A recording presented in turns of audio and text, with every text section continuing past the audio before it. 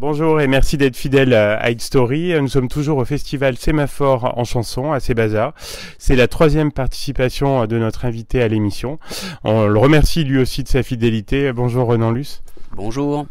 Alors j'avais envie qu'on échange sur le morceau Repenti, qui est un single de 2007, issu de l'album du même nom. Quelle place occupe cette chanson dans votre répertoire ? Une place un peu centrale, je pense qu'il n'y a pas eu un concert où je l'ai pas chanté depuis cette période-là. Je crois que ça fait partie de ces chansons, comme il s'agit d'une vraie histoire avec un personnage, c'est un costume que j'aime bien réenfiler à chaque concert. Je me laisse encore porter par cette histoire, j'ai toujours plaisir à la raconter. En fait, j'ai l'impression de raconter une vieille histoire pour laquelle j'ai de l'affection et puis qui m'a porté chance. C'est vrai que cette chanson porte le nom, mon album porte le nom de cette chanson, c'est aussi parce que c'était une chanson, je trouvais, qui représentait bien l'univers de ce premier album. Donc justement, l'histoire, c'est un mafioso en fait qui a trahi les siens. Oui, en fait, je m'étais inspiré d'un livre de Tonino Benacquista qui s'appelle Malavita, et qui est un peu cette histoire-là. C'est une famille pour le coup de repentis, mais qui se cache en France.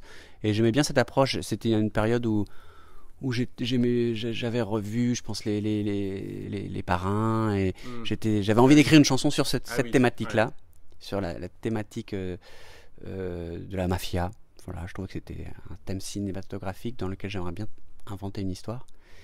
Et m'est revenue cette lecture-là, et j'aimais bien cette approche de rapatrier dans notre environnement un décor qui vient d'ailleurs, pour le coup, qui vient du New York, un peu fantasmé, du New York italo-américain, et pour lequel on a tous des images qui viennent du cinéma, et essayer de transposer ces images qu'on a dans notre quotidien à nous Français.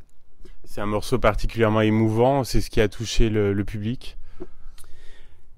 C'est vrai que je sais qu'à cette époque-là, quand j'écrivais des histoires, j'avais toujours tendance à vouloir trouver une vraie chute, et qui passe souvent par la mort faut quand même le dire, de mes personnages.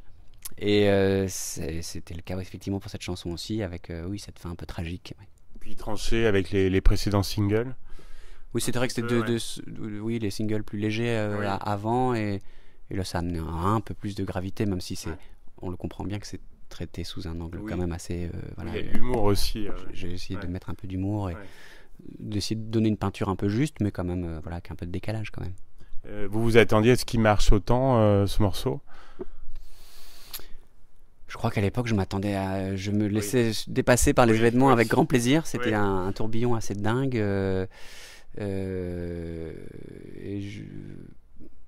J'étais content de lui donner aussi une place importante, parce que je sais que quand j'avais écrit ce morceau-là, c'était un petit déclic aussi pour moi, où je me disais je peux vraiment inventer des choses qui sont loin de mon quotidien à moi, partir ailleurs. Et donc après cette chanson-là, je sais que je me suis mis à écrire avec encore plus de liberté.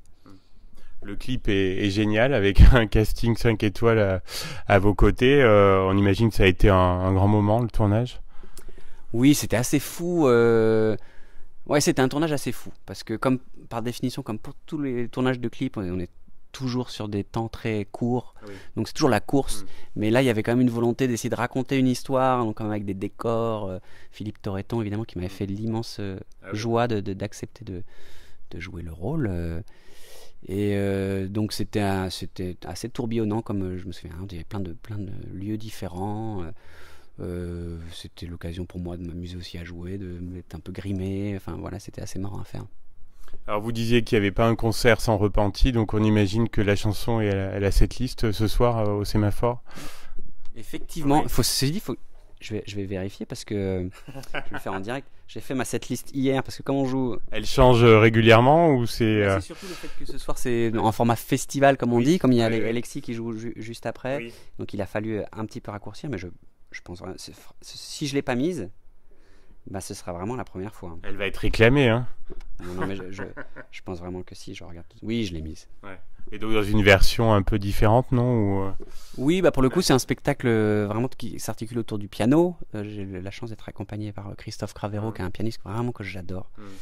Et donc on a cherché plein de versions qui s'éloignent un peu des versions qu'on connaît, qui respectent évidemment quand même les chansons, mais c'est aussi un spectacle qui alterne avec des lectures, donc qui donne un regard un peu différent sur les chansons en elles-mêmes. Alors vos impressions là sur le festival, est-ce que c'est la première fois que vous venez à Sémaphore en chanson ou vous êtes déjà venu, puis bon là vous êtes entouré d'amis quoi, ça doit être sympa. Bah oui, alors là la première chose que j'ai retenue c'est que j'aurai une date avec Alexis HK et Benoît Dorémus qui sont vraiment deux grands amis. On se suit depuis fort longtemps et on a l'impression de partager un peu la même vision de notre métier, donc c'est une grande joie de le retrouver. J'avais déjà joué ici effectivement.